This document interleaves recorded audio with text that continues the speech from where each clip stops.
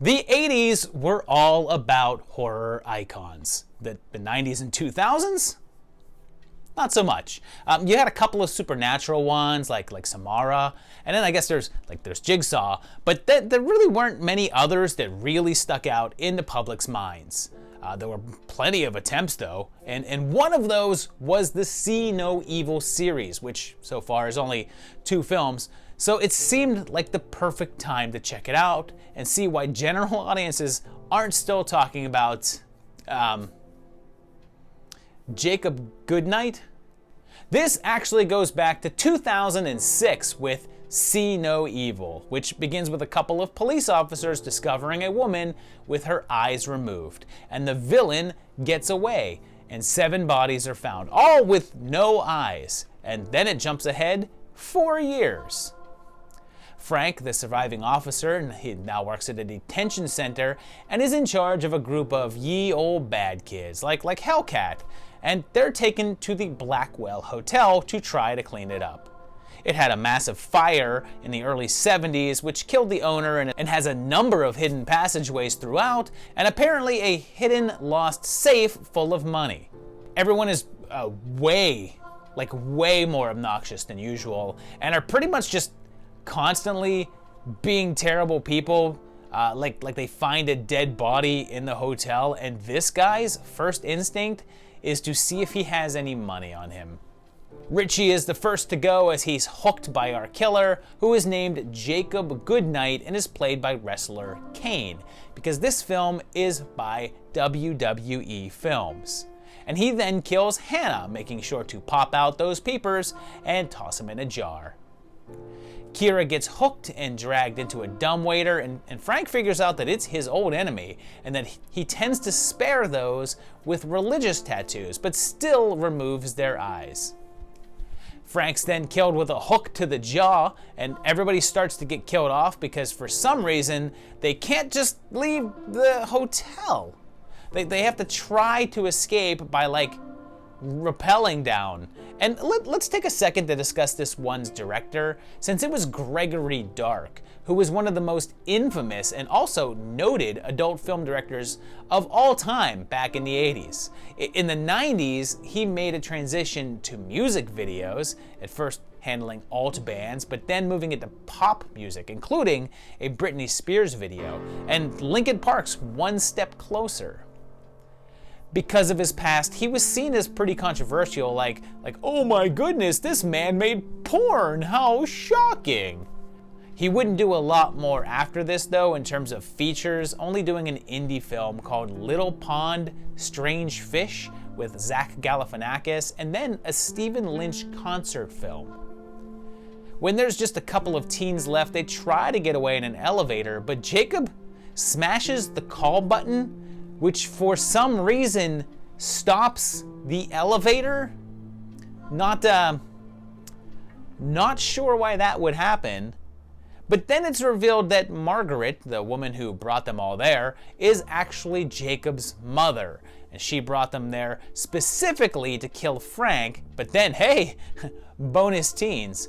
But I guess he's finally had enough abuse and kills moms. And Kira, Christine, and Michael fight him, leading to a pretty wild death where they jam a pipe in his eye and he falls and the pipe smacks the wall, ouch, and he's impaled on the ground.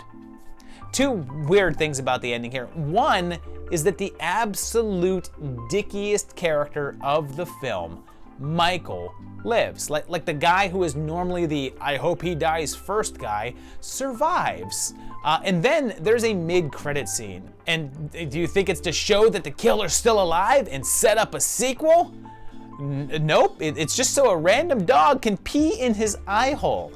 For real. No date is ever given in this one, so it's real time 06. A full 8 years later in 2014, someone said, hey, how about more of that? So See No Evil 2 was born, going straight to DVD this time. Jamie Lloyd is here, and it's her birthday, and there's a news report talking about the events of the deaths at the hotel. So this takes place right after the first movie, the same night. So the morgue crew decide to stay late to help out. Jacob's body is brought in, and her friends all come there to give a surprise party, including Ginger Snaps. Of course, eventually everyone kinda just goes off to have sex, which wakes Jacob up, and he attacks, killing Carter.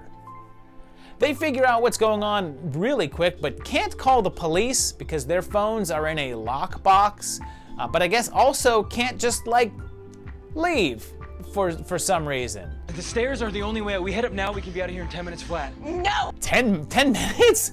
How big is this building? How many stairs are there? Jacob uses a burn mask to, I guess, hold his face together and starts killing off the crew one by one. And with Dark not returning to the sequel, it was instead taken over by the Soska sisters, who had previously worked with Katharine Isabelle in American Mary. And when it's just Amy and Seth left, they have to navigate the morgue, which I guess is set up more like a prison now, with big chained off doors and such. And Jacob seems more knowledgeable about the layout than the people who work there. Before they can get out, Amy takes a big ol' stab to the gut and she dies, pretty surprisingly. And Seth fights him, getting tossed around a whole lot, but then manages to stab him with an embalming pump, filling him full of chemicals and killing him because somebody saw a phantasm too. But oh no, somehow, after getting stabbed in the head with a pipe, falling down 10 stories and being impaled, and now pumped completely full of embalming fluid to the point that it was pouring out of his eyes, he's still alive. Once again, there's no date, but the two films are on the same long night, so if that's 06, then this can be too. Or they can both be 2014. It doesn't really matter, but they're all in one night. So there you have it, two movies that actually have a pretty fluid continuity. If you watch them back to back, they flowed like one big movie. All takes place in the same night. Really no big inconsistencies there. It works pretty well. And these are, they're fine. They're very typical of that era slashers. They're a fun watch. They're a good time killer.